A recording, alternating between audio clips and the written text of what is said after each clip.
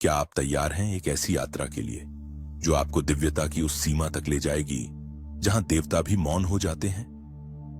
जब आंखें बंद करके हम हर हर महादेव कहते हैं तो क्या हमने कभी सोचा है हम उन्हें महादेव क्यों कहते हैं?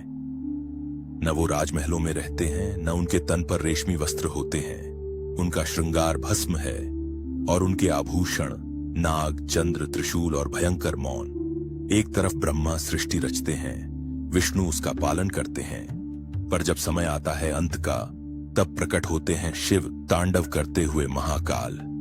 पर क्या केवल संहार की शक्ति ही उन्हें महादेव बनाती है, या फिर उनका वो मौन जिसमें ब्रह्मांड की सारी ध्वनियां समा जाती हैं, या वो करुणा जो एक असुर तक को मोक्ष दे सकती है, या वो सहजता जो उन्हें रुद्र भी बनाती है और भोले भी?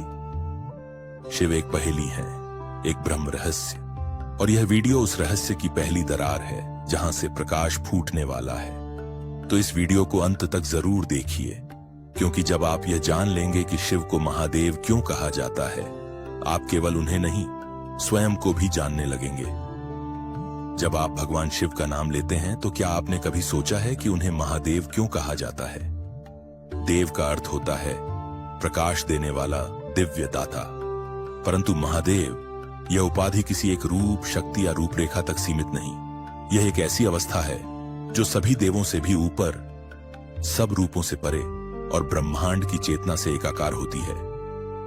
शिव को महादेव इसीलिए कहा जाता है क्योंकि वे सृष्टि के प्रारंभ से पहले भी थे और सृष्टि के अंत के बाद भी रहेंगे। वे न समय में बंधे हैं, न किसी रूप में। वे काल से परे हैं, महाकाल। जब ब्रह्मा सृष्टि करते हैं, विष्णु पालन करते हैं, तो शिव वह हैं जो न केवल विनाश करते हैं बल्कि उसे पुनर्जन्म का आधार भी बनाते हैं। उनकी भस्म, उनका नर्तन, उनका मौन सब एक गहरे सत्य की ओर इशारा करते हैं। वे शमशान में निवास करते हैं ताकि हमें याद रहे, जो जन्मा है वह मिटेगा, पर आत्मा शाश्वत है। इसलिए भगवान शिव केवल देव नहीं, वो देवों के भी देव हैं, महादेव। जब आप भगवान शिव की मूर्ति को देखते हैं तो एक ओर उनका शांत ध्यानस्थ रूप दिखाई देता है और दूसरी ओर भयंकर तांडव करते हुए विनाशकारी स्वरूप। परंतु क्या यह विरोधाभास है?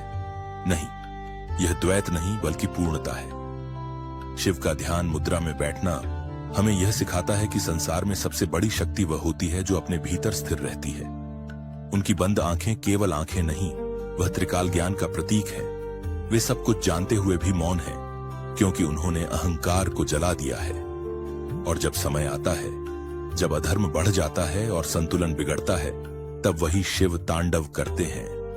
तांडव केवल विनाश नहीं है, वह एक ब्रह्मांडीय नृत्य है जो सृष्टि को पुनः जन्म देने के लिए पुराने को समाप्त करता है।